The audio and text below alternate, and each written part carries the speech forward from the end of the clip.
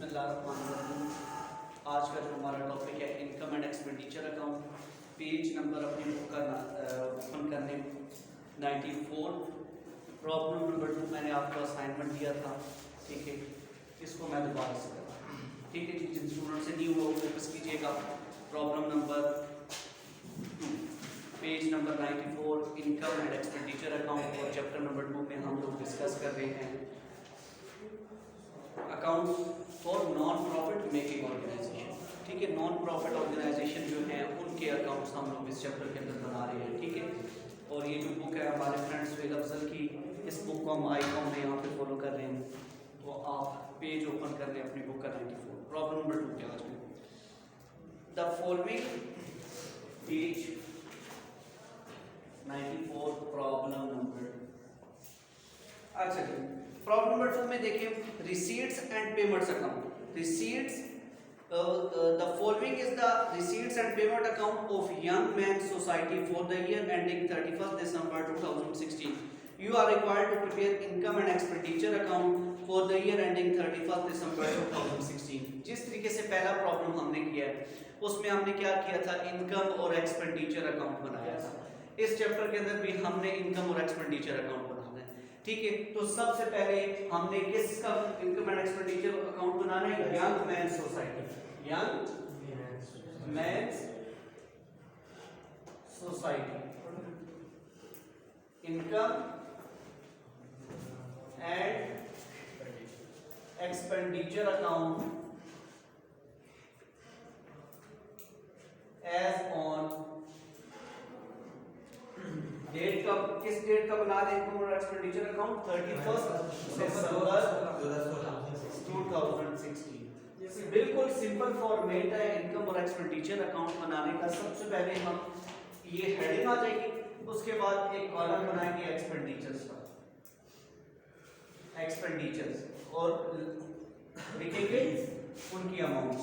फिर एक कॉलम बनाएंगे इनकम्स का, फिर उनकी अमाउंट्स लिखेंगे, ठीक है। बस ये दो कॉलम बने। ये वाली साइड हमारे पास डेबिट साइड होगी, ये वाली साइड हमारे पास क्रेडिट साइड होगी।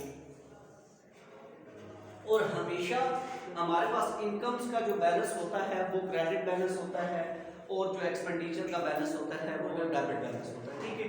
अगर मैं एक्सपेंडिचर में यहाँ पे ब्रैकेट पे आपकी आसानी के लिए लिख दूं पेमेंट्स, ठीक है। एक्सपेंडिचर्स में सिर्फ क्या रिकॉर्ड होगी, पेमेंट्स, और इनकम में क्या रिकॉर्ड होगी, सिर्फ रिसीट्स, ठीक है जी। अच्छा, अब प्रॉब्लम स्टार्ट करते हैं। पहले फॉर्मेट में कोई क्वेश्चन, पेमेंट्स और रिसीट्स, एक्सपेंडिचर में क्या रिकॉर्ड होंगी, सारी पेमेंट्स, और इनकम में क्या रिकॉर्ड होंगी, सारी रिसीट्स। अच्छा, अब देखिए कि हमारे पास प्रॉब्लम नंबर 2 में सबसे पहले पेमेंट्स वाली साइड पे आना है। पेमेंट्स वाली साइड में सबसे पहली पेमेंट्स लिखी हुई है बुक्स। बुक्स की कितनी अमाउंट है, 6150। तो बुक्स सबसे पहले हमारे पास अकाउंटिंग के एलिमेंट्स हैं, हमारे पास अकाउंटिंग एलिमेंट्स हैं, ठीक है। लायबिलिटीज, कैपिटल,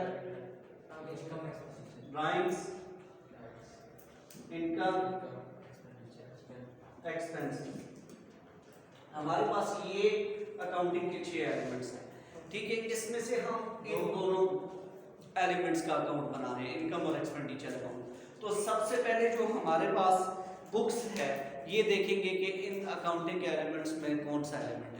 तो इनकम सबसे पहले हमारे पास देखें कि पेमेंट वाली साइड पे सबसे पहले देखें बुक्स। तो बुक्स हमारा नेचर वाइज एसेट्स हैं, एसेट्स हम रिकॉर्ड नहीं करेंगे इनकम और एक्सपेंडिचर अकाउंट में। तो बुक्स 6150 की अमाउंट, इसके ऊपर क्रॉस लगा लें।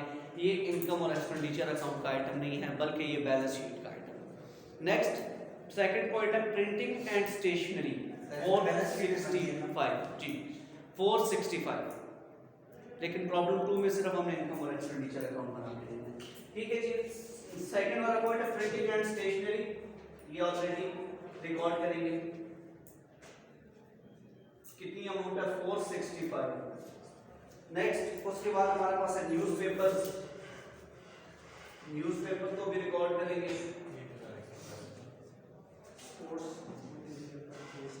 अच्छा जी, उसके बाद स्पोर्ट मटेरियल परचेज, ये हमारी इनकम है, एक्सपेंडिचर है, अकाउंटिंग का कौन सा एलिमेंट है? स्पोर्ट मटेरियल परचेज किया है, तो स्पोर्ट मटेरियल परचेज किया है तो वो हमारा, जिस तरीके से फर्नीचर परचेज करें तो एसेट होता है, मशीनरी या बिल्डिंग जिस तरीके से एसेट्स होते हैं, इसी तरीके से अगर एक क्लब है, ठीक है, कोई सोसाइटी है, यंग मैन सोसाइटी, तो वो अपने क्लब के लिए, ठीक है, अगर स्पोर्ट का मटेरियल परचेज कर रही है तो वो स्पोर्ट मटेरियल उस क्लब के लिए एसेट है, ठीक है, तो इसको रिकॉर्ड नहीं करेंगे, इसके ऊपर भी क्रॉस लगा लें। लेकिन क्वेश्चन के एंड पे देखिए, sport materials valued on 31 December 2016 at ₹4,000। जो साल के आखिर पे स्पोर्ट मटेरियल साल के शुरू में कितने का है? 5,000 का। साल के आखिर में कितने का है? 4,000 का। तो एक साल एक उसमें 1,000 की कमी आई है, वो कमी क्या है?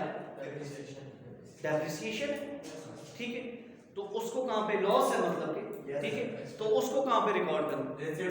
ठीक है, एक्सपेंडिचर साइड में रिकॉर्ड करूंगा ना उसको, ठीक है, loss on sale of furniture या depreciation on sports material, depreciation on sports material, हाँ जी, 5,000 मटेरियल कितनी अमाउंट से? 1,000, ठीक है जी। 5,000 साल के शुरू में स्पोर्ट मटेरियल 5,000 का परचेज किया था, साल के आखिर में वो 4,000 का रह गया, ठीक है, तो 5,000 में से 4,000 लेस कर दें तो 1,000 का हमारे पास वो डेप्रिसिएशन, ठीक है जी। और डेप्रिसिएशन हमेशा एक्सपेंस होता है और इंक्रीज इन एक्सपेंस डेबिट, और इसको हमेशा कहाँ पे रिकॉर्ड करते हैं? एक्सपेंडिचर से। अच्छा जी, नेक्स्ट पॉइंट है हमारे पास रिपेयर्स, सॉरी नहीं, रिपेयर्स। अच्छा, रिपेयर्स क्या है?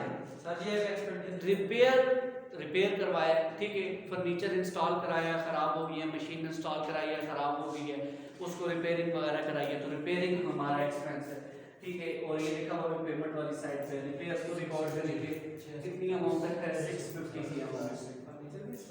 अच्छा जी, उसके बाद हमारे पास नेक्स्ट आ गया इन्वेस्टमेंट। इन्वेस्टमेंट की अमाउंट है 2,000।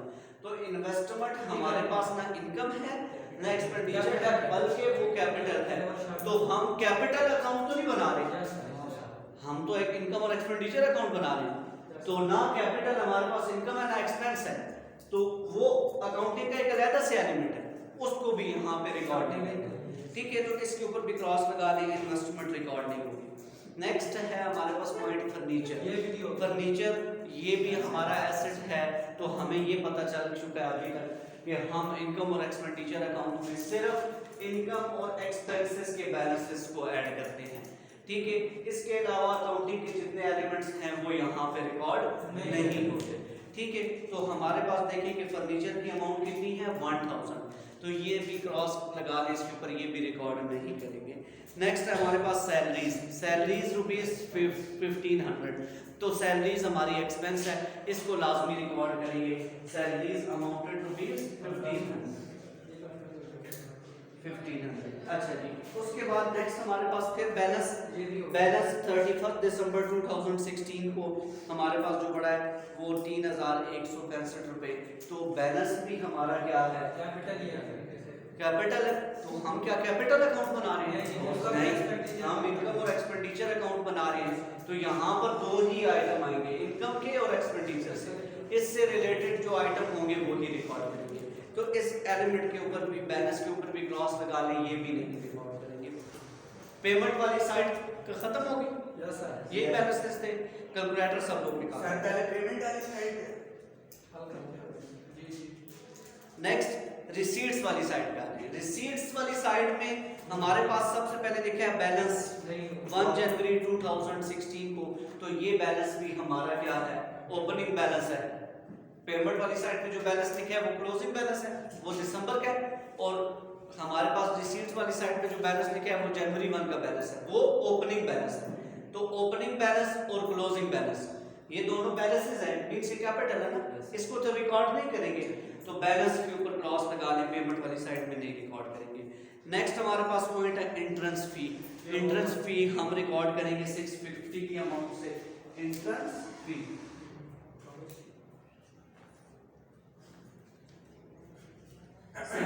अच्छा, इसके अलावा नेक्स्ट सेकंड नंबर पे है डोनेशन। डोनेशन की अमाउंट कितनी है? 6,000। अच्छा, लास्ट प्रॉब्लम जो हमने 1 किया था उसमें था डोनेशंस फॉर बिल्डिंग फंड, तो उसको हमने रिकॉर्ड नहीं किया था, ठीक है। लेकिन सिर्फ मैंने कहा था सिर्फ डोनेशंस लिखा हुआ तो उसको रिकॉर्ड करेंगे।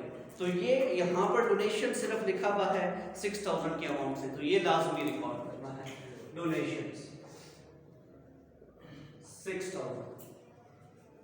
अच्छा जी, इसके अलावा नेक्स्ट देखिए हमारे पास सब्सक्रिप्शंस को भी रिकॉर्ड करेंगे। ये भी लास्ट क्लास में हम देखा था, लम सम अमाउंट है जो अमाउंट रिसीव हो मंथली या एनुअली, ठीक है, उस अमाउंट को सब्सक्रिप्शन कहते हैं। अच्छा जी, उसके बाद नेक्स्ट पॉइंट लिखा हुआ है सेल ऑफ फर्नीचर। अच्छा सॉरी, इंटरेस्ट ऑन इन्वेस्टमेंट, इसको भी रिकॉर्ड करेंगे। इन्वेस्टमेंट कितनी अमाउंट से? 200 की अमाउंट से। अच्छा, इसके बाद नेक्स्ट पॉइंट हमारे पास सेल ऑफ फर्नीचर, और बुक वैल्यू जो है फर्नीचर की वो है 1000 और इसकी अमाउंटेड रुपीस जो लिखी हुई है 685। मींस के साल के शुरू में फर्नीचर कितना था? 1000 का। अब कितना रह गया? मतलब कि ये 315 रुपए, ये क्या है? ये डेप्रिसिएशन है, ठीक है। अच्छा, बुक वैल्यू क्या होती है? बुक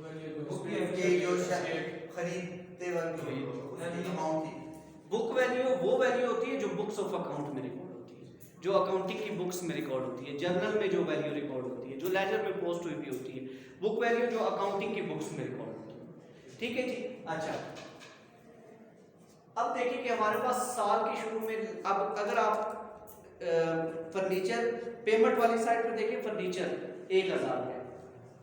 पेमेंट वाली साइड पे फर्नीचर कितने का है? 1000 का है ना। अब रिसीट्स वाली साइड पे देखिए फर्नीचर कितने का है? 685। मतलब कि यार ये 315 रुपए, ये डेप्रिसिएशन इसमें नहीं आ गई। ये डेप्रिसिएशन क्या है? डेप्रिसिएशन क्या है? डेप्रिसिएशन एक्सपेंस है। जिस तरीके से स्पोर्ट मटेरियल साल के शुरू में कितने का था? 5000 का, साल के आखिर पे कितने का रहेगा? 4000 का। तो वो भी 1000 की डेप्रिसिएशन हमने स्पोर्ट मटेरियल की रिकॉर्ड की।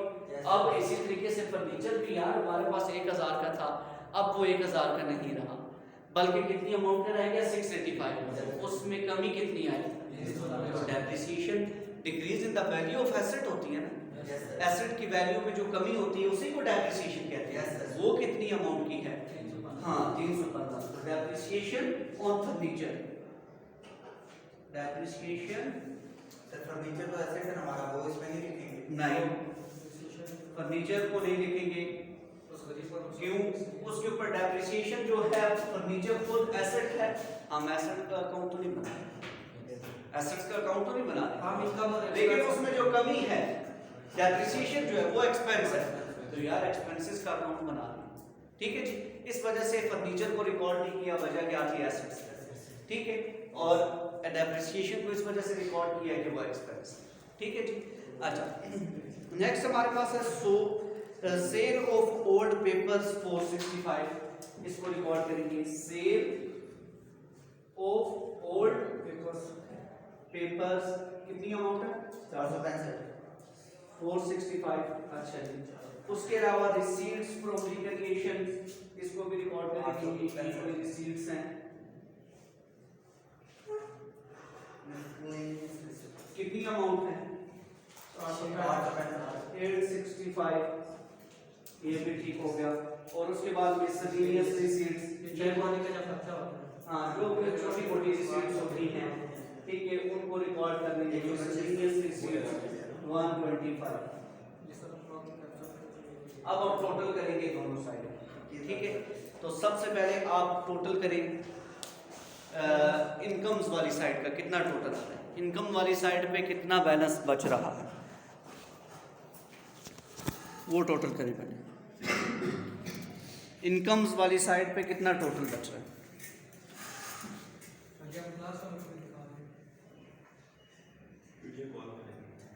जी, इनकम वाली साइड का बैलेंस क्या आ रहा है?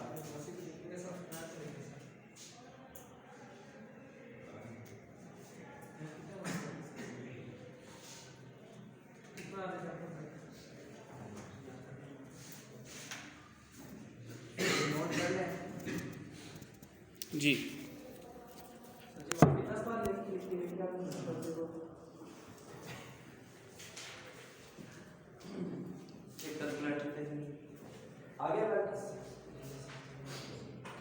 हाँ जी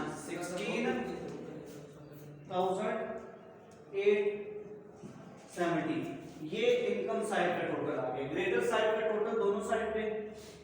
अच्छा जी, इसमें से लेस वाली साइड लेस कर देंगे। ठीक है, तो हमारे पास बैलेंस आ जाएगा।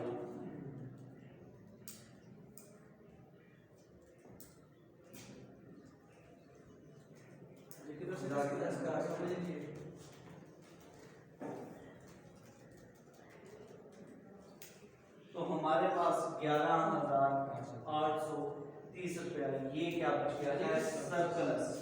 किसको किससे माइनस इनकम को माइनस किया है। इनकम वाली साइड का टोटल किया जी। इनकम वाली साइड का बैलेंस कितना आया टोटल 16,870। इन सब अमाउंट का टोटल किया। ग्रेटर साइड इनकम वाली साइड ग्रेटर थी। ग्रेटर साइड का टोटल दोनों साइड पे लिख दिए, उसमें से ये सारे एक्सपेंसेस लेस कर दिए, तो हमारे पास 11,830 रुपया सरप्लस बैलेंस बच गया। ठीक है जी, तो ये आपका प्रॉब्लम नंबर जो है सर, वो 2 है। उसकी वैल्यू ज्यादा होती है उसको दूसरी। हाँ, जिस तरीके से लेजर होता है ना, लेजर में किस तरीके से बैलेंस कैलकुलेट करते हैं, दोनों बड़ी साइड का टोटल दोनों साइड पे, उसमें से स्मॉलर वाली साइड लेस कर देते हैं, तो हमारे पास बैलेंस आ जाता है। ये आपका प्रॉब्लम नंबर 2 है। यहाँ तक कोई क्वेश्चन? No question? बस एक क्वेश्चन है, Okay. चैट करके सर पर्ची